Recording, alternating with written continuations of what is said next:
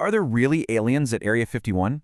I mean, it's the ultimate question, right? It's sparked massive internet crazes, fueled literally decades of wild conspiracy theories, and inspired more Hollywood movies than we can count. For over half a century, people have looked out toward this heavily guarded patch of the Nevada desert and just wondered, is the US government actually hiding extraterrestrial life out there? You know the visuals, the signs warning photography prohibited, the very real threat of deadly force if you trespass. But what is actually going on behind those fences? 2 million. Just think about that staggering number for a second. To really grasp how deep this obsession goes, we have to look back at 2019. A college student named Maddie Roberts created a joke Facebook event called Storm Area 51, They Can't Stop All of Us. He playfully suggested everyone gather at 3 a.m. and use the Naruto run, you know, that leaning, arms-back sprint from anime, to supposedly dodge military bullets and finally uncover those alien secrets. Well, what started as a late-night prank while he was playing video games blew up like wildfire. Over 2 million people RSVP'd. It became such a massive phenomenon that the FBI actually showed up at his door. And sure, only about 6,000 people actually turned up to peacefully party in the desert, but it proved one undeniable thing. Our fascination with this base is absolutely massive. Uncovering Area 51, from alien myths to Cold War secrets. Today, we're going to pivot away from the alien distractions for a bit, because as you'll see, the thrilling, factual history of what actually happened in that desert is arguably way more fascinating. Welcome to The Explainer. All right, let's dive into Cold War spy secrets. To really understand Area 51, you have to mentally transport yourself back to the 1950s.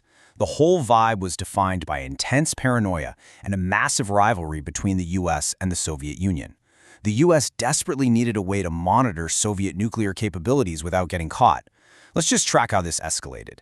In 1947, we have the infamous Roswell incident, and hold that thought because we are definitely coming back to it. Then 1949 hits, and the Soviet Union tests their first atomic bomb. Now, the US didn't have satellites back then, so it was almost impossible to know what the Soviets were up to. So in 1953, President Eisenhower launched a covert CIA program called Project Aquatone to build a high-altitude reconnaissance plane. By 1954, CIA officers found the absolutely perfect isolated spot to test it, a vast, dry lake bed in the Nevada Test and Training Range known as Groom Lake. Today, of course, we all just know it as Area 51. Now, look at this altitude comparison, because it is wild.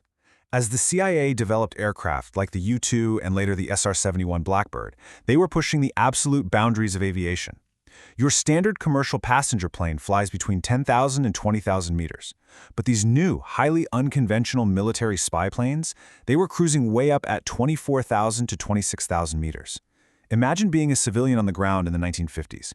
You look up and you see this glint of metal flying at an impossibly high altitude, far, far beyond where any normal airplane could ever reach. Naturally, you'd probably think you were witnessing some sort of otherworldly spacecraft too. And hey, it wasn't just the height, it was the sheer speed. See, when a U-2 spy plane was actually shot down by a Soviet missile in 1960, blowing America's top-secret cover wide open, the military was under immense pressure to build something virtually invincible. So they developed the Lockheed SR-71 Blackbird. This thing was an engineering marvel. It could fly at 3,400 kilometers per hour. I mean, that is mind-bendingly fast. It flew so high and so fast that it was completely immune to being shot down. But that begs the question, how on earth do you test something this revolutionary without Soviet spies finding out about it? Which brings us to the ultimate smokescreen. This is honestly one of the greatest intelligence coups of the 20th century. The US government actually benefited directly from those wild alien rumors spreading around their Nevada test site. Here's exactly how this genius CIA smokescreen played out. Step 1. The military would test these highly unconventional spy planes just before sunset. Step 2. As the sun dipped below the horizon, its rays would catch and reflect off the metal of the planes way up there in the stratosphere, making them look like these glowing, blazing discs to anybody on the ground. Step 3. When reports of UFOs inevitably flooded the phone lines, the CIA just chose a policy of silence. They hit the nail on the head, realizing that letting the public believe in flying saucers was the absolute perfect cover to protect their multi-million-dollar aviation projects from Soviet spies. So the crazy part is that this whole cover-up strategy extended to the most famous UFO incident in history. Remember that 1947 Roswell debris we mentioned earlier? For decades, the rumors just swirled that it was a crashed alien ship. But when the Air Force finally declassified the whole shebang in 1994, it was revealed to be Project Mogul. Actually, it wasn't an alien craft at all. It was a highly classified nuclear surveillance balloon, literally designed to detect the sound waves of Soviet atomic tests from thousands of miles away. Moving right along to declassification and eroded trust.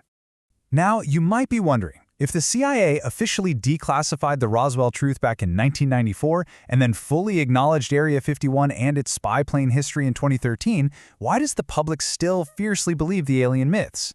Well, it all comes down to narrative shifts. In 1947, the local Army airfield released a statement saying they actually possessed a flying disc. But then, just one day later, realizing the massive panic and security breach this would cause, they wildly retracted it, instead parading pieces of a weather balloon for the press. Then, nearly 50 years later, they changed the story yet again to a nuclear spy device.